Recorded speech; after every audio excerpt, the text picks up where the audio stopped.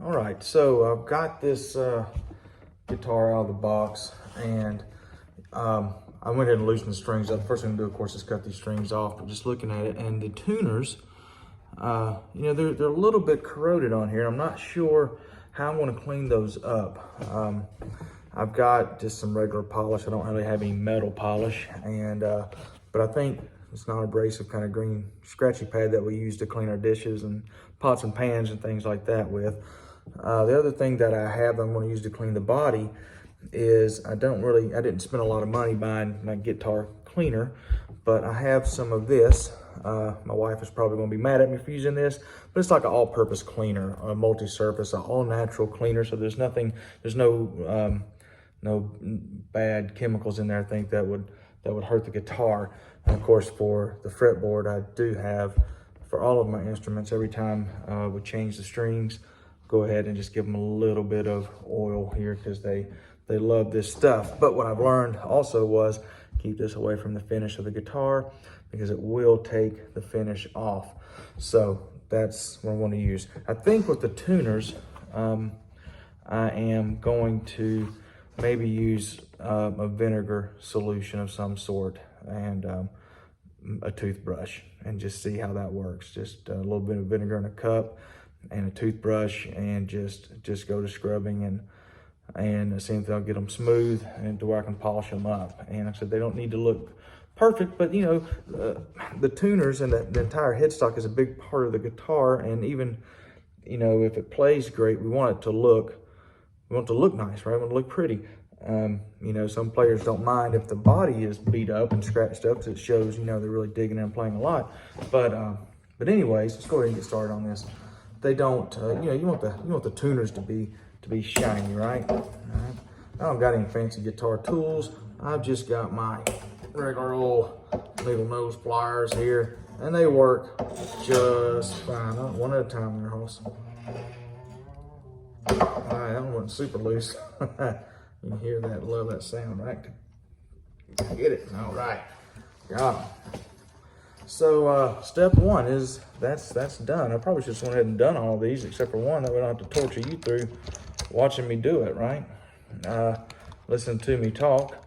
So I don't know how everyone else's life in the world is going right now, but down here in North Carolina, I'm in Surf City, North Carolina, so you know, got that beach life going on and all that fun stuff.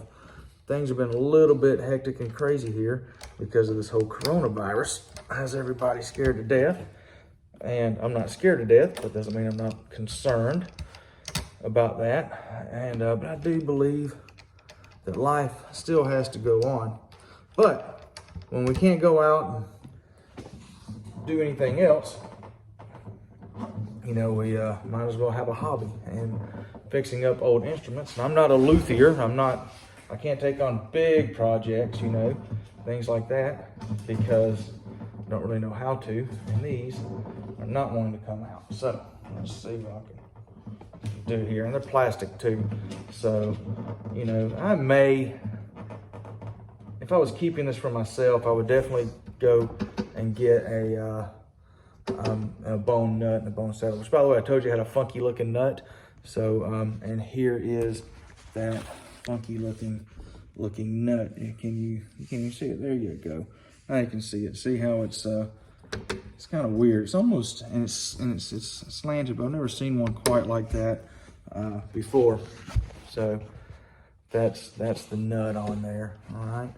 So I'm probably gonna, well, I might just leave and see what it sounds like. If it sounds like crap, and I'll replace it with a nice bone nut. They only cost a couple of dollars. I don't understand why, you know, these manufacturers don't just use bone, or even synthetic bone for that matter.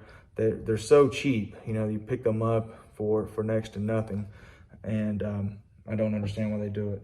The same thing here. I can't get the peg out here, and so what I'm not going to do, there goes one. All right, so there's one. Take that out.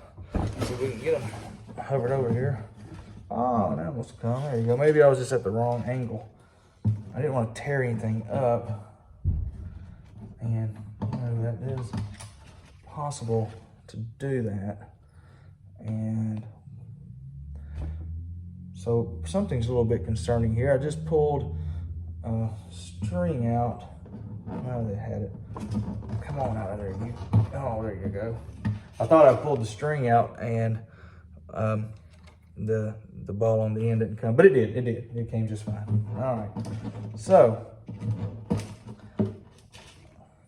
I don't know. I might just go ahead and replace these anyway. Well, I doubt I will, because I'm not going to change the strings once I get them put on here. Come on out of there. This is the big fat one. You know, it doesn't like to come. There it goes. All right.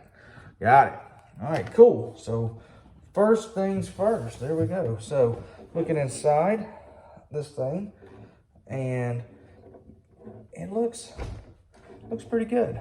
Let's see if we can give y'all a look here, right? Because we know where the camera is on here, right? So, can you see inside? Get all the way down in there. There you go. You can see anything better than I can now. So y'all getting a good view of the inside of a medium range Ibanez guitar here, and so you're going to get to see in there. And then I'm going to use what you see in there to see if anything looks out of whack, out of place. All right, so there we go.